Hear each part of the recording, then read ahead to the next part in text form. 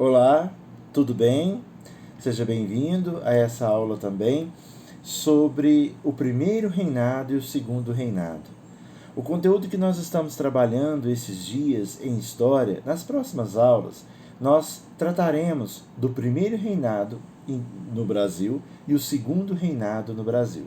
É claro que tem um período de transição entre o primeiro reinado e o segundo reinado que nós falaremos posteriormente. O primeiro reinado ele foi conduzido por Dom Pedro I. Em 1822, na verdade, dia 7 de setembro de 1822, Dom Pedro I proclamou a independência do Brasil. Mas isso se deu de maneira simples, de maneira harmoniosa, sem nenhum conflito? Não. E nem só com o final nem só com a conclusão da independência do Brasil cessaram os conflitos no Brasil. Né? Houve conflitos por toda parte no interior do Brasil.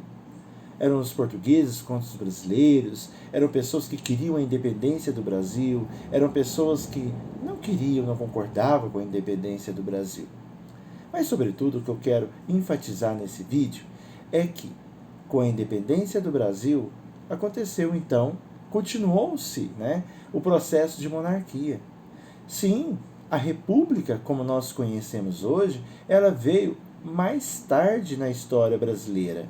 Neste momento do primeiro reinado, nós tínhamos quem tinha a liderança nesse império, Dom Pedro I. Mais para frente nós vamos debater a respeito desse segundo império. Vamos falar de outro personagem que é pouco explorado até mesmo nos livros de história, ou não é tão discutido quanto Dom Pedro I, que é o Dom Pedro II, seu filho. Mas antes disso, eu quero comentar com vocês alguns trechos desse livro, chama-se 1822, de Laurentino Gomes. Tá? Eu quero ler para vocês, citando a página 112 desse livro, o seguinte trecho. Ouçam. Dom Pedro fez a independência do Brasil com 23 anos de idade em que hoje a maioria dos jovens brasileiros e portugueses ainda frequentam os bancos escolares. Dom Pedro nasceu em 12 de outubro de 1798, no Palácio de Queluz, 15 quilômetros ao norte de Lisboa.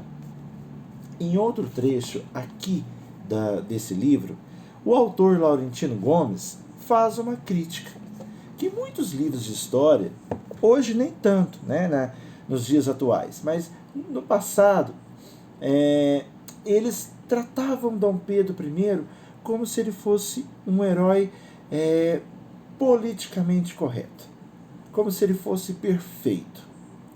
Nós sabemos da importância que Dom Pedro I teve para a história do Brasil, sem dúvida, mas é interessante que eu conduza vocês a um processo de pensamento crítico neste momento, não só sobre a figura de Dom Pedro, não, sobre qualquer figura histórica. Nós temos que pensar, será que de fato foi assim? Aconteceu de fato a história narrada dessa maneira? Como que eu faço, Marcelo, para descobrir? Comparando fontes, analisando dados, questionando. Mas essa análise crítica, não é uma análise para falar mal do personagem histórico, tentar destruir a imagem que ele tem na pátria, na nação. Não, mas é uma forma da gente questionar como que se deu esse processo.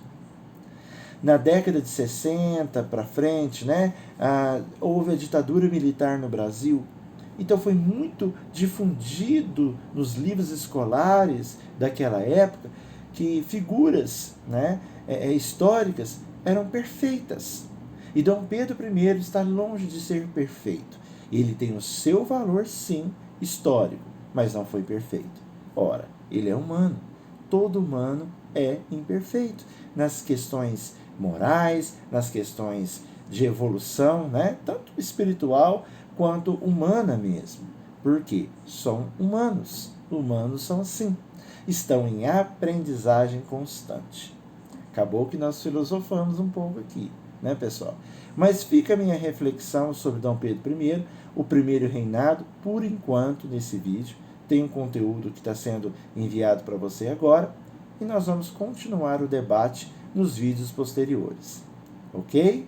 Um forte abraço, bom estudo e vamos em frente. Até mais, pessoal!